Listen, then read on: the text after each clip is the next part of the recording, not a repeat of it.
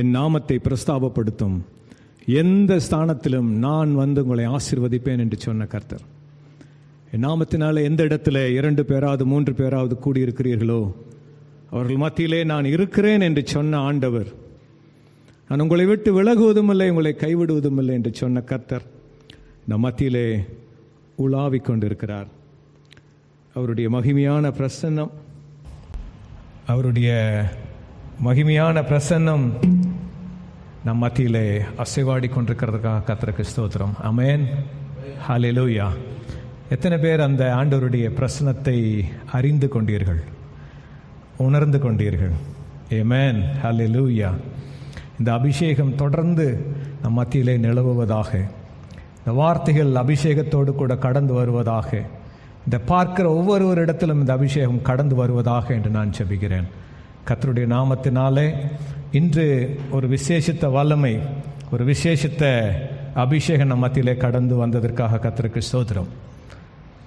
ஒரு கிறிஸ்தவ தேவப்பிள்ளையோட வாழ்விலே நேற்றைய நாள் இன்றைய நாளுக்கும் வித்தியாசம் இருக்க வேண்டும். நேற்றைய விட இந்த நாள் உயர்ந்ததாக மகிமையானதாக இருக்க வேண்டும்.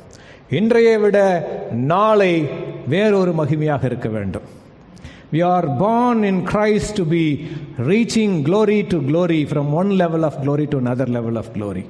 கர்த்தர் நம்மை ஸ்டாக்னண்டாக இருக்கும்படி அழைப்பதே கிடையாது. இந்த நேரத்தில் கூட நாம் வந்த வண்ணமாக நாம் வெளியே திரும்பி போவதில்லை, வந்த வண்ணமாக போகவே போக மாட்டோம். ஒரு புதிய வல்லமை, ஒரு புதிய அபிஷேகம், ஒரு புதிய விடுதலை, ஒரு புதிய மேன்மையை கர்த்தர் காண செய்வார். கிறிஸ்தவ வாழ்வின் உன்னதம் அதுதான் என் அருமையான சகோதர சகோதரிகளே. We are not called to be a pond of water, we are called to be the streams of water.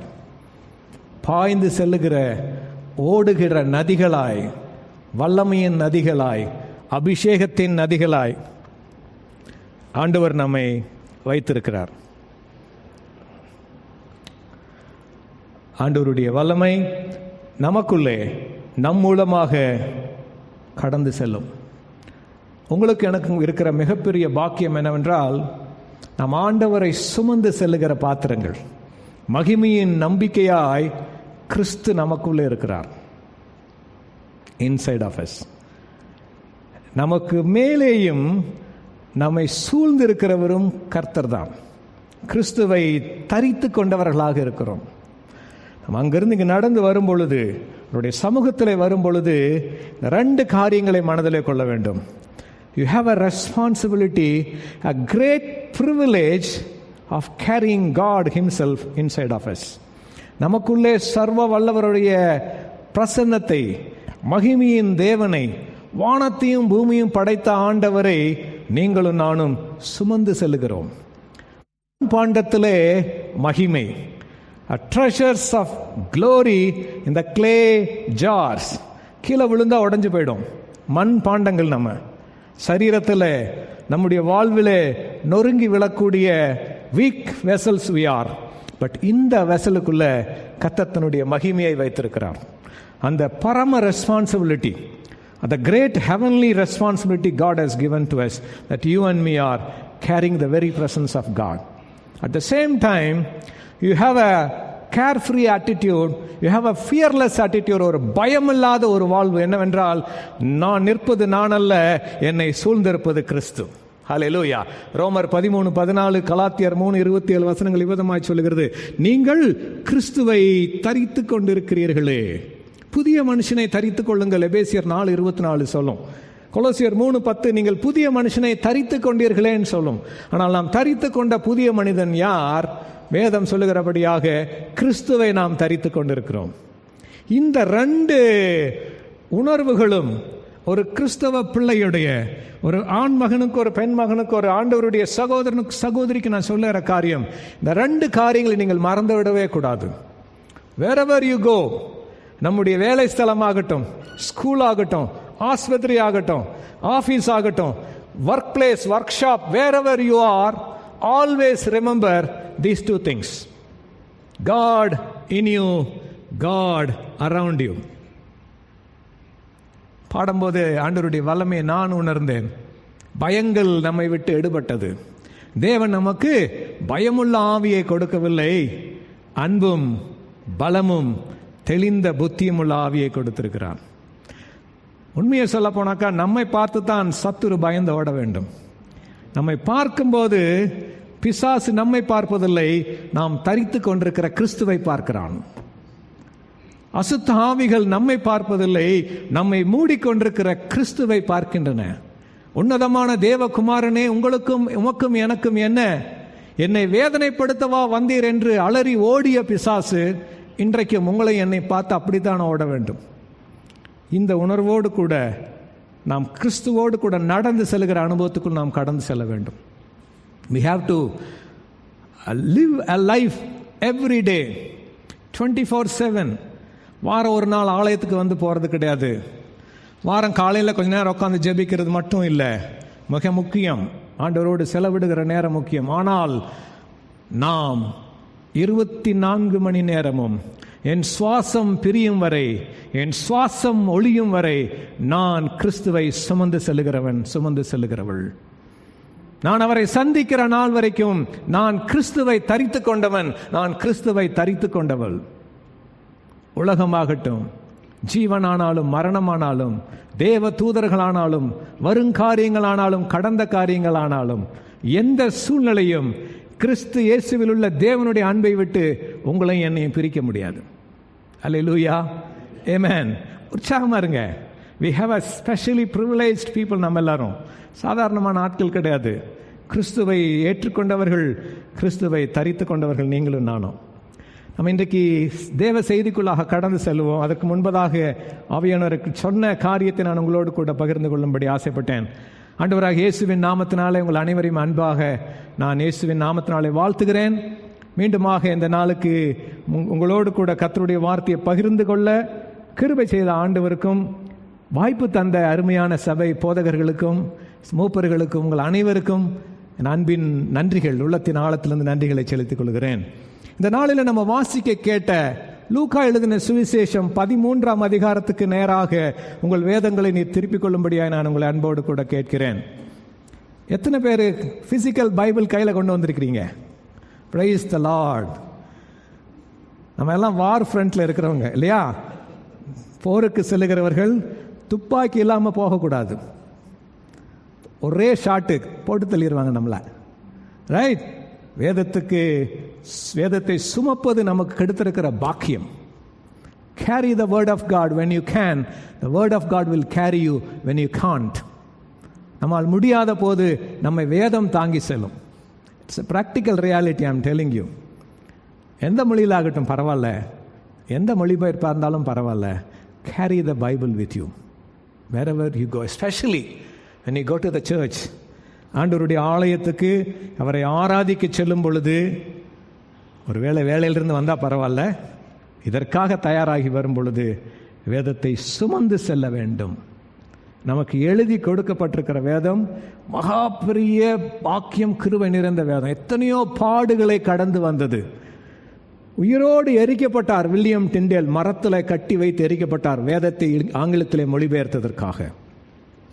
சீகன்பால் தமிழில் மொழிபெயர்ப்பதற்கு படாத பாடு, அவ்வளவு கஷ்டம். அதுக்கப்புறம் கூட இந்த வேதம் எல்லார் கையிலையும் வரல. இன்னைக்கு குறைஞ்சது ஒவ்வொரு வீட்லையும் 4-5 பைபிளாவது இருக்கு. பெரிய கிருபை.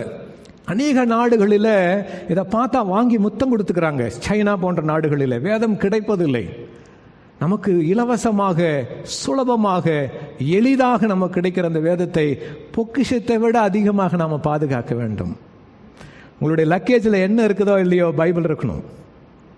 எதை எடுத்துட்டு போறீங்களோ இல்லையோ வேதத்தை எடுத்துக்கொண்டு செல்ல வேண்டும். Even in your office bag, my suggestion is you should carry the Bible, a small, at least a New Testament. The word will speak. ஆவியானவர் உங்களோடு கூட பேசுவார். டக்குன்னு அந்த வேதத்தை நீங்கள் திறந்து வாசிக்கலாம் டைம் கிடைக்கும் பொழுது. அந்த வேதம், அந்த வசனம் உங்களுக்கு ஆவியாயும் ஜீவனாயும் மாறும்.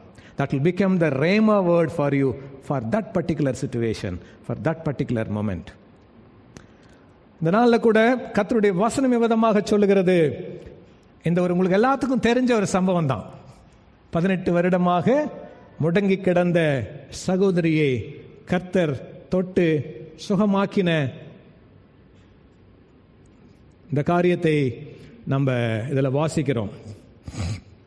இதில் 13ஆம் வசனம் விதமாக சொல்லுகிறது. 12ஆம் வசனம், இயேசு அவளை கண்டு தம்மிடத்தில் அழைத்து, ஸ்திரீயே, உன் பலவீனத்தினின்று விடுதலையாக்கப்பட்டாய் என்று சொல்லி அவள் மேல் தமது கைகளை வைத்தார்.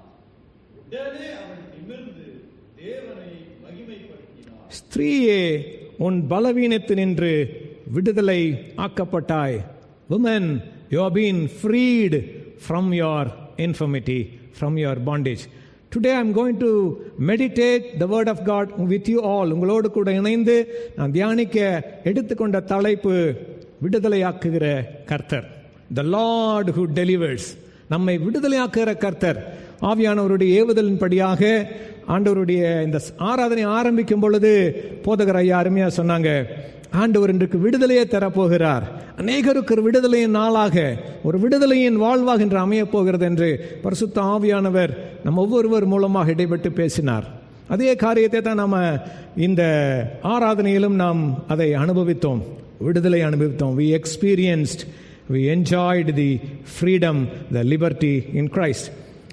ஆண்டவர் செய்த முதல் காரியம் இந்த இடத்துல பார்த்தீங்கன்னா, அவளை கண்டு எவ்வளவும் நிமிரக்கூடாத கூனியாக இருந்த அந்த பெண் வாழ்விலே bent as a double, அப்படிதான் எழுதியிருக்கு ஆங்கிலத்தில் ஒரு மொழிபெயர்ப்பில்.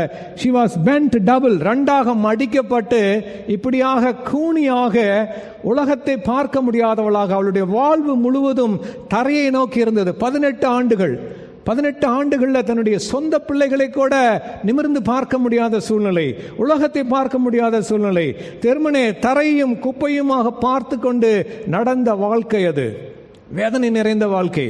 நமக்கு யாருக்கு அந்த மாதிரி இல்லை, வந்தா தான் தெரியும் அது எப்படி இருந்திருக்கும் அப்படின்னு சொல்லிட்டு. ஒருபோதும் நிமிரக்கூடாத கூனியா இருந்தால், ஆனால் அவள் செய்த காரியம் கர்த்தருடைய ஆலயத்திலே அவருடைய வசனத்தை கேட்கும்படியாக, கர்த்தரை சந்திக்கும்படியாக வந்திருந்தாள். Have you come to meet the Lord today? You will be delivered today. Amen. கர்த்தரை சந்திக்க வந்திருப்பீர்கள் என்றால், ஆண்டவராக இயேசு கிறிஸ்துவோடு கூட ஒரு நேர்காணலை காண வந்திருப்பீர்கள் என்றால், if you want to have an encounter with the Lord Jesus Christ today, I am telling you in the name of the Lord Jesus, you will have your deliverance. இன்று உங்களுக்கு அந்த விடுதலையை கர்த்தர் தருவார். நிமரக்கூடாத கூனி 18 வருடமாக ஆண்டவருடைய சன்னிதானத்தில் வந்து அவர் போதகம் பண்ணுவதை அவள் கேட்டுக்கொண்டிருந்தாள். அவளை அழைத்து உன் பலவீனத்தினின்று விடுதலையாக்கப்பட்டாய் என்று சொல்லி அவள் மேல் தன் கைகளை வைத்தார். அவள் உடனே நிமிர்ந்தார். ஆண்டவர் அவர் வேதத்தை போதித்துக் கொண்டிருக்கிறார். அவருடைய கண்கள் யார் மேலே இருந்தது? அந்த கட்டப்பட்ட அந்த மகளின் மேலே இருந்தது. இயேசு அவளை கண்டு, அவளை கண்டது மட்டுமல்ல, அவளை தம்மிடத்திலே அழைத்தது மட்டுமல்ல, அவளோடு பேசி மட்டுமல்ல, அவளை தொட்டு சொஸ்தப்படுத்தினார். சொஸ்தப்படுத்தின பிறகு வழக்கமாக நடக்கிற ஒரு காரியம் என்னாச்சு? உடனே எல்லாரும் சொன்னாங்க, நீங்க ஓய்வு நாளில் எதுக்கு நீங்க எல்லாருக்கும் வந்துட்டு சுகப்படுத்துக்கிறீங்க, மற்ற நாள்லாம் இருக்குல்ல அப்படின்னு சொல்லி இதற்காக ஒரு கூட்ட மக்கள் ஆண்டவருடைய அற்புதத்தை குறை கூறுவதற்காக சொன்னார்கள். ஆண்டவர் சொல்றாரு, மாயக்காரனே, சாத்தான் 18 வருடமாய் கட்டி வைத்திருந்த ஆபிரகாமின் குமாரத்தியாக இவளை விடுதலையாக்க வேண்டாமா? அவள் யார்? ஆபிரகாமின் குமாரத்தி. அவள் யார்? ஆண்டவருடைய பிள்ளை என்று அழைக்கப்பட்டவர்கள். இன்றைக்கு நான் உங்களோடு கூட சொல்லுகிறேன், just because we are called as Christians, that doesn't mean that you are completely free. அநேக பிள்ளைகள், தேவ பிள்ளைகள் இன்றைக்கும் கட்டுகளிலே வாழ்ந்து கொண்டிருக்கிறார்கள். அநேக கிறிஸ்தவர் என்று அழைக்கப்பட்டவர்கள் இன்னும் கட்டுகளிலே வாழ்ந்து கொண்டிருக்கிறார்கள். பாவக்கட்டுகள், சாபக்கட்டுகள், மரணக்கட்டுகள், வியாதி கட்டுகள், சாத்தானுடைய கட்டுகள் என்று அநேக கட்டுகளிலே இன்றைக்கு தேவ ஜனம் வாழ்ந்து கொண்டிருக்கிறது. I am not talking about non-Christians. I am talking to my dear people who have been named after the Lord. இயேசுவின் நாமத்தினாலே கிறிஸ்தவர் என்று அழைக்கப்பட்டவர்களுக்கு நான் சொல்லுகிறேன், அநேக ஜனங்கள் இன்று விடுதலை இல்லாமல் கட்டுகளிலே வாழ்ந்து கொண்டிருக்கிறார்கள் இந்த உலகத்தில். ஆண்டவர் அவர்களை பார்க்கிறார், உங்களை என்னையும் பார்த்து கொண்டிருக்கிறார். சாத்தான் கட்டி வைத்த இவளை விடுதலையாக்க வேண்டாமா? ஆண்டவர் வந்ததோட மிகப்பெரிய நோக்கம் என்னவென்றால், ஏசாயா 60ஆம் அதிகாரத்தில் 61ஆம் அதிகாரத்தில் 1ஆம் வசனத்தில் வாசிக்கிறோம், கர்த்தராகிய தேவனுடைய ஆவியானவர் என்மேல் இருக்கிறார். தரித்திரர் வாசிங்க பிரதர். கர்த்தராகிய தேவனுடைய ஆவியானவர் என்மேல் இருக்கிறார். சிறுமைப்பட்டவர்களுக்கு சுவிசேஷத்தை அறிவிக்க கர்த்தர் என்னை அபிஷேகம் பண்ணினார். இருதயம் நொறுங்குண்டவர்களுக்கு காயம் கட்டுதலையும், சிறைப்பட்டவர்களுக்கு விடுதலையையும், கட்டுண்டவர்களுக்கு கட்டவிழ்த்தலையும் கூறவும். ஆமென். கட்டுண்டவர்களுக்கு கட்டவிழ்த்தலை கூறவும் கர்த்தராகிய ஆண்டவரை இயேசு கிறிஸ்துவை தேவன் அபிஷேகம் பண்ணினார். அப்போஸ்தலர் 10:38 விதமாக சொல்லுகிறது. உங்களுக்கு எல்லாம் தெரிஞ்ச வசனம். நசரேயனாகிய இயேசுவை தேவன் பரிசுத்த ஆவியினாலும் வல்லமையினாலும் அபிஷேகம் பண்ணினார். தேவன் அவரோடு கூட இருந்தபடியால் அவர் நன்மை செய்கிறவராகவும் பிசாசின் வல்லமையில் அகப்பட்ட யாவரையும் குணமாக்குகிறாரும் சுற்றி திரிந்தார். ஆண்டவராக இயேசு உலகத்திலே வாழ்ந்த நாட்களிலே, ஊழிய நாட்களிலே, கட்டுண்டவர்களை விடுதலையாக்குவதற்காக, பிசாசின் பிடியில் அகப்பட்டவர்களை விடுதலையாக்கும்படியாக ஆண்டவர் சுற்றி திரிந்தார் என்று வாசிக்கிறோம். அநேகரை விடுதலையாக்கினார். நீங்க 4 சுவிசேஷங்களை வாசிக்கும் பொழுது தொடர்ச்சியாக கர்த்தருடைய ஊழியம் விடுதலையின் ஊழியமாக இருந்தது. அநேகருக்கு விடுதலையை கொடுத்தார். நம்ம 4 காரியங்கள் இன்னைக்கு நம்ம பார்க்க போறோம். அதற்கான ஆண்டவர் சொல்றாரு, அவர் தேவன் அவரோட கூட இருந்தபடியினால் அவர் நன்மை செய்கிறவராகவும் பிசாசின் வல்லமையில் அகப்பட்ட யாவரையும் குணமாக்குகிறாரும் சுற்றி திரிந்தார். இப்ப நம்ம எத்தனை பேர் சொல்ல முடியும் தேவன் என்னோடு கூட இருக்கிறார் அப்படின்னு சொல்லிட்டு? கையை தூக்குங்க. Praise the Lord. ஒரு அல்லேலூயா சொல்லுங்க சத்தமா. ஹalleluya. தேவன் அவரோடு கூட இருந்தபடியினால் அவர் நன்மை செய்கிறவராகவும் பிசாசின் பிடியில் அகப்பட்ட வல்லமையில் அகப்பட்ட அனைவரையும் குணமாக்குகிறார் சுற்றி திரிந்தார். தேவன் நம்மோடு கூட இருந்தபடியினால், நம்மோடு கூட இருக்கிறபடியினால் நம்முடைய வாழ்வையும் கர்த்தர் அப்படியே மாற்றுவார். ஹalleluya. எத்தனை பேர் விசுவாசிக்கிறீங்க? நடக்கும். It is possible. That is why Jesus came as the forerunner. உங்களுக்கும் எனக்கும் ஒரு வெற்றியுள்ள வாழ்க்கை எப்படி வாழ்வது என்பதை காண்பிக்கும்படியாக தேவகுமாரன் மனிதனாக உருவெடுத்து வந்தார். Jesus came so many reasons. One of the reason is to set an example how a man and woman can live a godly life. தேவனை போலவே தேவனுடைய சாயலிலே சிருஷ்டிக்கப்பட்ட நீங்களும் நானும் பாவத்தின் காரணமாக அந்த சாயலை இழந்து போனோம். ஆதாம் was created as the best, most wise man ever. Just வந்தாரு, மிருகங்கள்லாம் வந்தோடனே பேர் வச்சுட்டாரு ஆட்டோமேட்டிக்கா. mankind was not evolved. ஒன்றும் இல்லாம கம்ப கத்தியை தூக்கிட்டு இல்லை. அவன் படைக்கப்பட்ட பொழுதே ஞானம் உள்ளவனாக படைக்கப்பட்டான். The moment he came out of Eden of garden, he was able to do agriculture. He knows that. அவனுக்கு தெரியும். அவனுக்கு சகல ஞானமும் கொடுக்கப்பட்டிருந்தது. ஒன்றை இழந்து போனான். அது தேவனுடைய மகிமையை இழந்து போனான். அந்த மகிமையை திரும்ப தருவதற்காகத்தான் தேவனே மனு உருக்கொண்டு இறங்கி வந்து தன்னுடைய மகிமையை நமக்கும் உங்களுக்கும் எனக்கும் கொடுத்திருக்கிறார். நீங்களும் நானும் கிறிஸ்துவை போல வாழுவதற்காக அழைக்கப்பட்டவர்கள். நீங்களும் நானும் கிறிஸ்துவை பிரதிபலிப்பதற்காக அழைக்கப்பட்டவர்கள். நீங்களும் நானும் கிறிஸ்துவை வெளிப்படுத்துவதற்காக அழைக்கப்பட்டவர்கள். நம்மை பார்க்கிறவர்கள், நம்முடைய வாழ்வை பார்க்கிறவர்கள் கிறிஸ்துவை பார்த்தே ஆக வேண்டும். பார்க்கவில்லை என்றால் குறை நம்மிடம் தான் இருக்கு. We have not given our lives fully to the Lord. We have not submitted our lives completely to the Lord. No 100% obedience to the Lord. 100% obedience-உம் 100% availability இல்லைன்னா the Holy Spirit will not use us. He cannot. He owns our everything. He owns our 100%. எப்படி தேவாதி தேவன் மனு கொண்டு வந்த பொழுதும் பிதாவுக்கு கீழ்ப்படிந்தவராக வாழ்ந்தாரோ, பிதாவின் சித்தத்தின்படி வாழ்ந்தாரோ, அதே போலவே நீங்களும் நானும் ஆண்டவருடைய சித்தத்தின்படியாக அவருக்கு கீழ்ப்படிந்த வாழ்க்கை வாழும் பொழுது கர்த்தருடைய வல்லமை நம் மூலமாக வெளிப்படும். வசனம் சொல்லுகிறது, சத்தியத்தை அறிவீர்கள், சத்தியம் உங்களை விடுதலையாக்கும் சொன்னார்ல லூக்கா 4:18. நான் எதற்காக ஆவியானவரை அபிஷேகம் பண்ணினார்? கட்டுண்டவர்களுக்கு விடுதலையை கூறவும். எப்படி விடுதலையை கூறினார்? சத்தியத்தின் மூலமாக, அவருடைய வார்த்தையின் மூலமாக. யோவான் 14:6 சொல்லுகிறது, நானே வழியும் சத்தியமும் ஜீவனுமாய் இருக்கிறேன். I am the way, I am the truth, I am the life. இந்த சத்தியத்தை அறிவீர்கள், அந்த சத்தியம் உங்களை விடுதலையாக்கும். You know the truth. Truth is nothing but the Lord Jesus Christ and His word. Truth is none other than a person. That person's name is Jesus Christ. அவர்தான் சத்தியம். அதைத்தான் தெளிவா மறுபடியும் சொல்றாரு. யோவான் 8:32 யோவான் 8:36 சொல்றாரு, குமாரன் உங்களை விடுதலை ஆக்கினால் மெய்யாகவே விடுதலை ஆவீர்கள். When the Son sets you free, you shall be free indeed. நீங்களும் நானும் விடுதலையாக்கப்பட்டவர்கள்.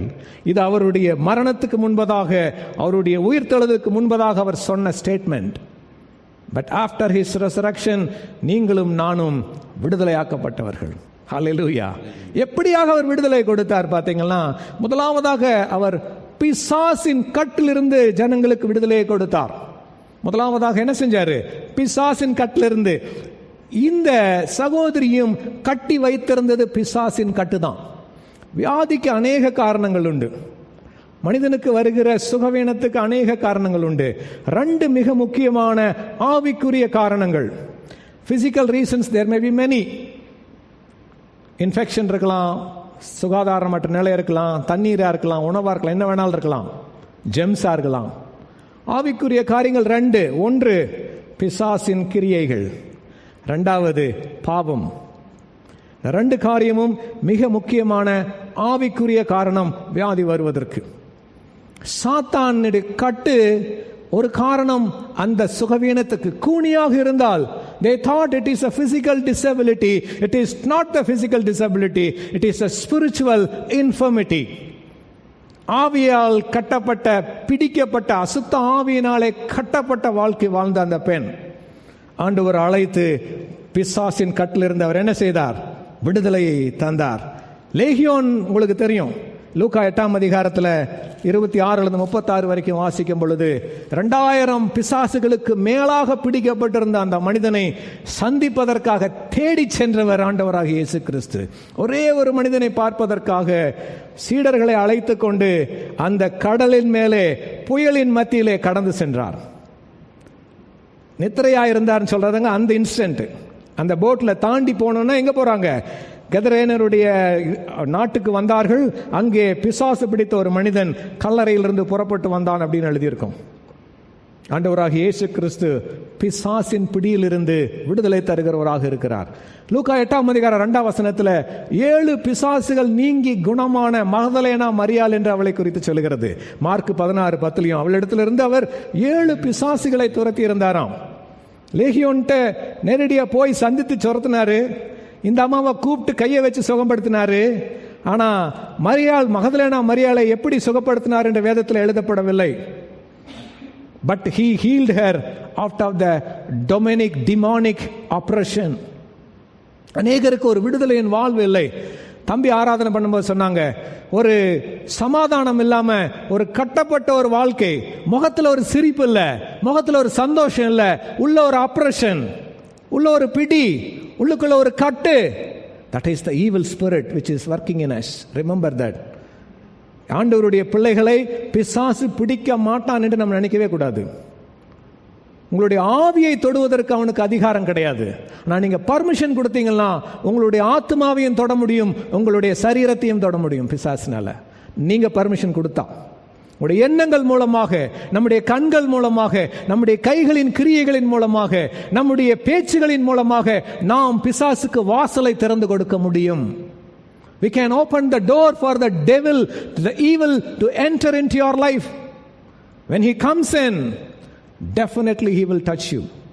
You will be under oppression and you need a deliverance. ஒரு விடுதலை வேண்டும், ஒரு விடுதலை வேண்டும். பிசாசு பிடிச்சு வச்சிருப்பான், எண்ணங்களை சிறைப்படுத்துவான். எந்நேரம் பார்த்தாலும் ஏதாவது ஒரு கெட்ட எண்ணம் வந்துகிட்டே இருக்கும். எந்நேரம் பார்த்தா ஒரு நெகட்டிவ் தாட்ஸ், அப்படி ஆயிடும் இப்படி ஆயிடும்ட்டு.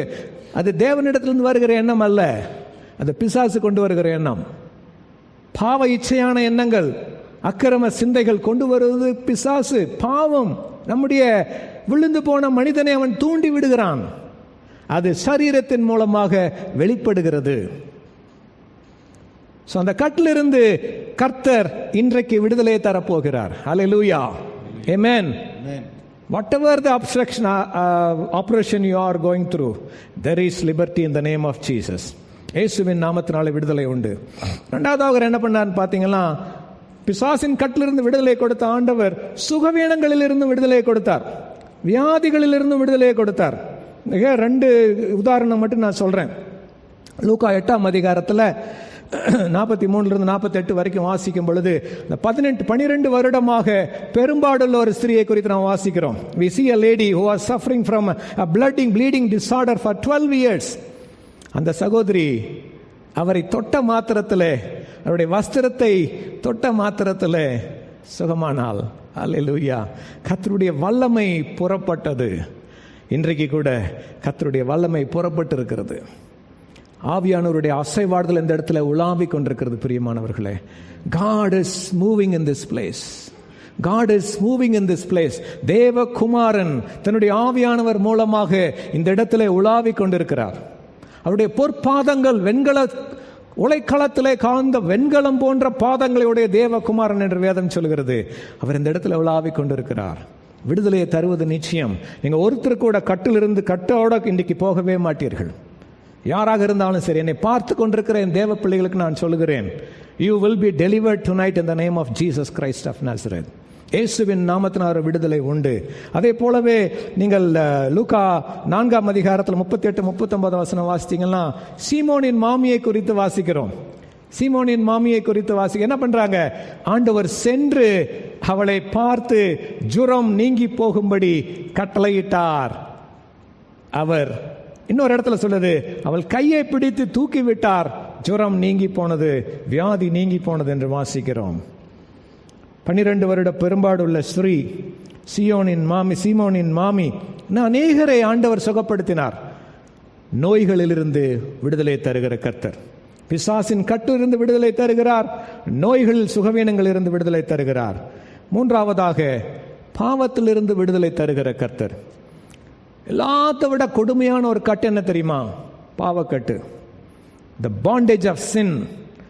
Thousands and thousands of years human race was bound by this sin. Born in sin, living in sin, dying in sin. இப்படியாகத்தான் இருந்தது. அவர் நேச்சர், நம்முடைய சுயமே பாவத்தின் சுயமாக மாறி போனது. அவர் nature became the nature of sin, the nature of fallen man. பாவத்திலிருந்து விடுதலை ஒரே ஒருவரால் மட்டும்தான் விடுதலை தர முடியும்.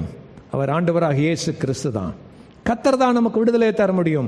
பாவத்திலிருந்து விடுதலை தருகிற கர்த்தர். லூக்கா 7ஆம் அதிகாரத்தில் வாசிச்சோம்னா அந்த பரிசேயின் வீட்டிலே வந்த ஒரு ஸ்திரியை குறித்து நம்ம வாசிக்கிறோம். கடைசி 10-12 வசனங்களை வாசிக்கும் பொழுது அந்த வசனம் என்ன சொல்லுகிறது என்றால், லூக்கா 7ஆம் அதிகாரத்தில் நீங்க வாசிக்கும் பொழுது அவளுடைய 36 50 வசனம் வரைக்கும், கண்ணீரால் அவருடைய பாதத்தை நனைத்தாளாம். கண்ணீரால் பாதத்தை நனைத்து தலைமயிரால் துடைக்கிற அளவுக்கு அவளுடைய கண்ணீர் இருந்தது. Literally maybe one cup of water, tears. 2 சொட்டு கண்ணீர் வர்றதுக்கு கிளிசரின் போட வேண்டியதா இருக்கு. கண்ணீரால், பாவத்திலிருந்து விழுந்த கண்ணீர் அது. பாவத்தின் அகோரத்தை அறிந்தவளாய் விழுந்த கண்ணீர் அது. கர்த்தருடைய பாதத்தை கழுவி துடைக்கும் அளவுக்கு விழுந்த கண்ணீர். அந்த கண்ணீர் கர்த்தரை தொட்டது.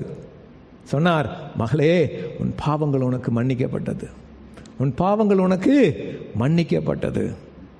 எவளிடத்தில் அதிகமாய் அன்பு கூறுகிறாரோ அவர்களுக்கு அதிகமாய் மன்னிக்கிறார். நீங்களும் நானும் அதிகமாய் அன்பு கூறப்பட்டவர்கள். நம்முடைய பாவங்களை மன்னித்தார் அல்லவா? நம்முடைய பாவ கட்டுகளிலிருந்து விடுதலை ஆக்கினார் அல்லவா? இன்னும் விட முடியாத பாவ கட்டுகள் இருக்கிறதோ? இன்னும் வெளியே வர முடியாத அளவுக்கு பாவத்தின் பிடியிலே சிக்கி கொண்டிருக்கிறீர்களோ? ஆண்டவர் இன்று உங்களை அழைக்கிறார். You need a deliverance from the bondage of sin. ஆண்டவர் ஒரே ஒரு ஸ்திரியை தேடி சென்றார், சமாரியா ஸ்திரியை. அந்த பட்டணத்துக்கு சென்று அந்த சகோதரியை அழைத்து அவளோடு பேசி அவளுடைய வாழ்க்கையை மாற்றினார். Only one person. He went all the way into Samaria. இன்றைக்கு உங்களையும் கூட தேடி வந்திருக்கிறார் ஆண்டவராக இயேசு கிறிஸ்து. யாருன்னு எனக்கு தெரியாது, கர்த்தருக்கு தெரியும். The Lord knows who you are, but the Lord is coming to seek you, my brother, my sister. ஆண்டவர் உங்களை தேடி வந்திருக்கிறார். உங்களோடு பேசும்படியாக வந்திருக்கிறார். உங்களை விடுதலை பண்ணும்படியாக வந்திருக்கிறார். உங்களை தன்னை போல மாற்றும்படியாக வந்திருக்கிறார். உங்களுடைய கட்டுகளிலிருந்து உங்களை உடைக்கும்படியாக, வெளியே எடுக்கும்படியாக வந்திருக்கிறார். தேவகுமாரன் உங்களை தேடி வந்திருக்கிறார். பாவத்திலிருந்து விடுதலை. கடைசியாக 4வது, நிறைய காரியம் இருக்கு, நேரம் இல்லை. 4வதாக மரணத்தினின்றும் மரண பயத்தினின்றும் விடுதலையை தருகிறார். அவர் உலகத்திலே உலாவின பொழுது நாயினூர் விதவியின் மகனை உயிரோடு எழுப்பினார். லூக்கா 7ஆம் அதிகாரத்தில். யோவான் 11ஆம் அதிகாரத்தில் வாசிக்கிறோம் லாசருவை உயிரோடு எழுப்பினார். லூக்கா 8ஆம் அதிகாரத்தில் வாசிக்கிறோம் ஜவீருவின் மகளை அவர் உயிரோடு எழுப்பினார். மரணத்தில் இருந்தவர்களை மரணத்திலிருந்து விடுதலையாக்கினார். மட்டுமல்ல, மரண பயத்திலிருந்து விடுதலையாக்கினார். எபிரேயர் 2ஆம் அதிகாரம் 14-15 வசனங்கள் விரோதமாக சொல்லுகிறது. எபிரேயர் 2:14-15. ஆதலால் 14:15 ஆதலால் பிள்ளைகள் மாம்சத்தையும் இரத்தத்தையும் உடையவர்களாய் இருக்க அவரும் அவர்களைப் போல மாம்சத்தையும் இரத்தத்தையும் உடையவரானார். ஆமென்.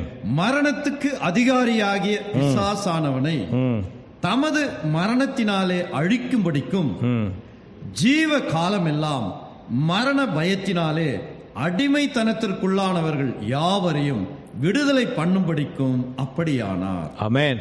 ஜீவ காலமெல்லாம் மரண பயத்தினாலே அடிமைத்தனத்துக்குள்ளானவர்களை விடுதலையாக்கும்படியாக அவர் மாம்சத்தையும் இரத்தத்தையும் உடையவரானார். ஒரு அருமையான அன்பான வார்த்தை அது. பிள்ளைகள் மாம்சத்தையும் இரத்தத்தையும் உடையவராயிருக்க, தகப்பன் ஆவியாயிருக்கிற தேவன் மாம்சத்தையும் இரத்தத்தையும் உடையவராய் மாறினார். தன் பிள்ளைகள், தன்னால் படைக்கப்பட்ட பிள்ளைகளுடைய வாழ்வை அனுபவிக்க வேண்டும் என்பதற்காக, அவருடைய வேதனைகளை அனுபவிக்க வேண்டும் என்பதற்காக அவருடைய பாடுகள் மத்தியிலே கடந்து சென்றார் தேவகுமாரன். பாவத்தை தவிர சகலத்திலும் நம்மை போல சோதிக்கப்பட்டவர் ஆண்டவராக இயேசு கிறிஸ்து. He knows your every weakness, my brother, my sister. He knows your every fallen state. He knows your every emotional shortcomings. He knows your every shortcomings and every falling of your life. உங்களுடைய வாழ்விட ஒவ்வொரு குறைவுகளும், ஒவ்வொரு சோர்வுகளும், ஒவ்வொரு பாரங்களும் அவருக்கு தெரியும். ஜீவ காலமெல்லாம் மரண பயத்தினாலே அடிமைப்பட்டவர்கள் அநேகர். இன்றைக்கு பெரிய பயம் என்ன பயம் தெரியுங்களா? மரண பயம். பெரிய பயம், உலகத்தில் பெரிய பயம் மரண பயம், the fear of death. Second thing, biggest fear is fear of failure. தோற்றுருவோமோன்னு பயம். அதற்காகவே நிறைய பேர் என்ன பண்ணுறதில்ல, முயற்சி செய்கிறதே இல்லை. தோல்வியை குறித்த பயம். இந்த பயத்திலிருந்து விடுதலை செய்வதற்காக தேவகுமாரன் மாம்சத்திலே வெளிப்பட்டார். பிசாசை அழிக்கும்படியாக. 1 யோவான் 3:8 சொல்லுகிறது, பிசாசின் கிரியைகளை அழிக்கும்படிக்கு தேவகுமாரன் வெளிப்பட்டாராம். அவர் அழித்தார். வேதம் சொல்லுகிறது, ஏசாயா 25ஆம் அதிகாரம் 8ஆம் வசனத்திலே, அவர் மரணத்தை ஜெயமாக விழுங்குவார். மரணத்தை அவர் ஜெயமாக விழுங்குவார். உங்களுக்கும் எனக்கும் ஆண்டவர் தந்த முதல் விடுதலை ஆவிக்குரிய மரணத்திலிருந்து விடுதலை. He have been delivered from the spiritual death.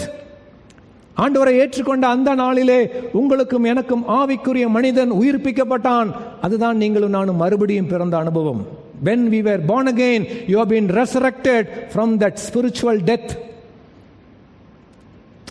சரீர பிரகாரமாகவும் நம்மை ஆட்கொண்ட மரணத்தையும் ஒரு நாள் அவர் முற்றிலுமாய் பரிகரிப்பார்.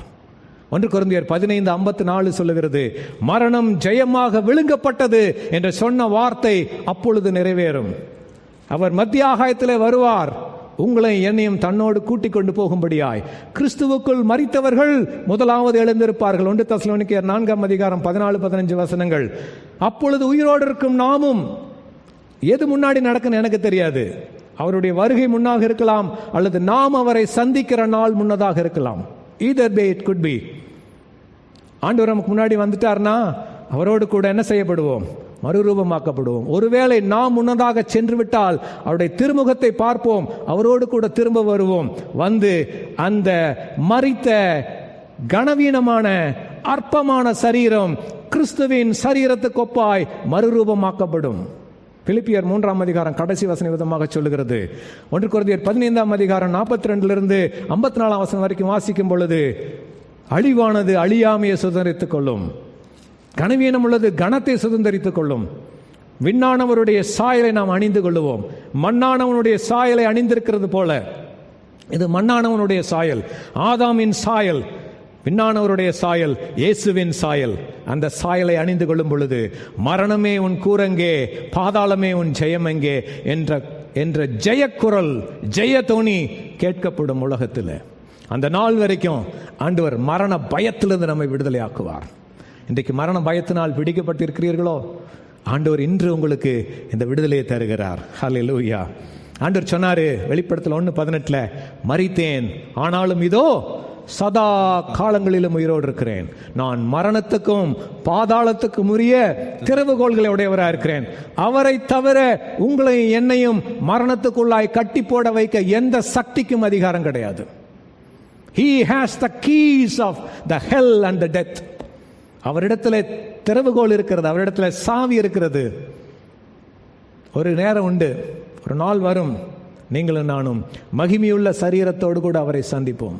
அவரை போலவே இருப்பதனாலே அவருக்கு ஒப்பாகவே இருப்போம் என்று அறிந்திருக்கிறோம் என்று 1 யோவான் 3:2 சொல்லுகிறது. அவரை போலவே இருப்போம், அவரை போலவே வாழ்வோம், அவரை போலவே மகிமையாக அவரோடு கூட நிலைத்திருப்போம். இன்றைக்கு கூட நம்ம எழுந்து ஜெபிக்க போறோம். 2 நிமிஷம். கர்த்தர் நம்மை விடுதலை ஆக்கும்படியாக, நம்முடைய கட்டுகளிலிருந்து விடுதலை ஆக்கும்படியாக வசனம் சொல்லுகிறது 2 கொரிந்தியர் 3:17, ஆவியானவர் எங்கேயோ அங்கே விடுதலை உண்டு. இந்த வசனத்தை ஆவியானவர் தன்னுடைய ஊழியக்காரன் மூலமாக முதல்லயே சொல்லிட்டார். ஆவியானவர் எங்கேயோ அங்கு விடுதலை உண்டு. கர்த்தரே ஆவியானவர். The Lord is the Spirit. Lord Jesus is the Spirit. Lord the Jehovah is the Spirit. He is here in this place. பரிசுத்த ஆவியானவராக நம்ம மத்தியில் உலாவிக் கொண்டிருக்கிறார். ஆவியானவர் இருக்கிற இடத்துல கட்டுகள் கிடையாது. ஆவியானவர் இருக்கிற இடத்துல பிசாசின் வல்லமைக்கு அதிகாரம் கிடையாது. ஆவியானவர் உள்ள இடத்துல எந்த விதமான ஆப்ரேஷன்ஸுக்கும் டிப்ரெஷன்ஸுக்கும் அடையாளமும் கிடையாது, இடமும் கிடையாது. இயேசுவின் நாமத்தினால. He is the Spirit of liberty, my brother, my sister. The Spirit of the Lord is the Spirit of liberty. ஆவியானவர் சிம்சோன் மேல இறங்கினாராம். நியாயாதிபதிகள் 15:14 அவர் இறங்கின பொழுது அவனை கட்டியிருந்த கயிறுகள் நெருப்புப்பட்ட நூல் போலாகி அப்படியே அருந்து இத்து போனதாம். உங்களையும் என்னையும் சுட்டி இருக்கிற கட்டுகள் எதுவாக இருந்தாலும் இன்று ராத்திரியிலே நெருப்புப்பட்ட நூலாக பொசுங்கி போவது நிச்சயமான காரியம்.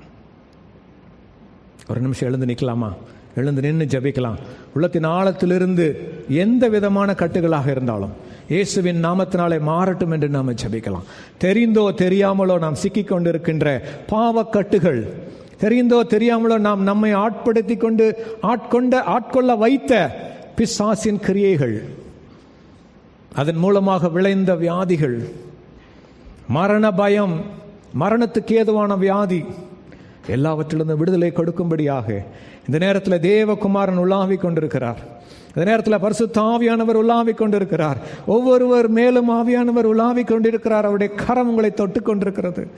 இயேசுவின் நாமத்தினாலே இப்பொழுது ஒரு விடுதலை உண்டாகிறது. பிரியமானவர்களே, இயேசுவின் நாமத்தினாலே ஒரு மகத்தான விடுதலை. ஜீவ காலமெல்லாம் மரண பயத்தினாலே அடிமைப்பட்டு கிடந்த மக்களுக்கு இயேசுவின் நாமத்தினாலே இப்பொழுது விடுதலை. வியாதியின் கட்டுகளில் இருந்து விடுதலை, பிசாசின் கட்டுகளிலிருந்து விடுதலை, மரண கட்டுகளிலிருந்து விடுதலை இயேசுவின் நாமத்தினாலே. நம்முடைய ஊழியக்காரனாக நான் நின்று என் ஆண்டவராக இயேசுவின் நாமத்தினாலே நான் விடுதலையை பேசுகிறேன். நசரனாக இயேசுவின் நாமத்தினாலே பிசாசின் கட்டுகள் விடுதலை ஆவதாக. இயேசுவின் நாமத்தினாலே சத்துருவின் கட்டுகள், சுகவீனங்களை கொண்டு வருகிற அந்தகார கட்டுகள் விடுதலை ஆவதாக. இயேசுவின் நாமத்தினாலே பாவ கட்டுகள் உடைக்கப்படுவதாக. இயேசுவின் நாமத்தினாலே மரண கட்டுகள் விடுதலையாக்கப்படுவதாக. மரண பயத்திலிருந்து விடுதலை உண்டாகட்டும் இயேசுவின் நாமத்தினாலே. என் ஜனங்கள் விடுதலை ஆவார்களாக. அப்பா, நீர் அப்படி செய்கிறதற்காக உமக்கு ஸ்தோத்திரம். பிள்ளைகளை விடுதலை ஆக்குகிறதற்காக ஸ்தோத்திரம். எங்களை விடுதலை ஆக்குகிறதற்காக ஸ்தோத்திரம் ஆண்டவரே. நாங்கள் அடிமைப்பட்டவர்கள் அல்ல, நாங்கள் விடுதலை ஆக்கப்பட்டவர்கள். நாங்கள் இயேசுவின் பிள்ளைகள், இயேசுவை போல வாழ அழைக்கப்பட்டவர்கள். எல்லா அந்தகார சக்திகளும் இப்பொழுது இயேசுவின் நாமத்தினாலே முறியடிக்கப்படுவதாக. என் ஜனம் விடுதலையோடு கடந்து செல்லட்டும். என் பிள்ளைகள் விடுதலையோடு கடந்து செல்வார்களாக. என் ஆண்டவர் அப்படி செய்கிறதற்காக ஸ்தோத்திரம், ஸ்தோத்திரம், ஸ்தோத்திரம், ஸ்தோத்திரம். இன்று எங்கள் ஒவ்வொருவருடைய வாழ்விலும் ஒரு மாற்றத்தை உண்டு பண்ணுகிற நாளாக இருக்கட்டும். அப்படியே செய்கிறதற்காக ஸ்தோத்திரம். நம்முடைய வசனத்தை உறுதிப்படுத்தும் ஆண்டவரே, நம்முடைய வசனத்தை உறுதிப்படுத்தி விடுதலையை கட்டளையிடும் ஆண்டவரே. என் ஜனங்கள் விடுதலை ஆகும்படியாய் அற்புதங்களை செய்யும் ஆண்டவரே. எந்த கட்டா இருந்தாலும் இயேசுவின் நாமத்தினால முறியடிக்கப்படட்டும். கர்த்தர் அப்படியே செய்கிறதற்காக ஸ்தோத்திரம். எல்லா துதிகனமை உமக்கே செலுத்துகிறோம். மீட்பர் இயேசுவின் நாமத்தில் ஜெபிக்கிறோம். இந்த அற்புதங்களை நாங்கள் பெற்றுக்கொள்கிறோம் எங்கள் நல்ல பிதாவே. ஆமென், ஆமென், ஆமென்.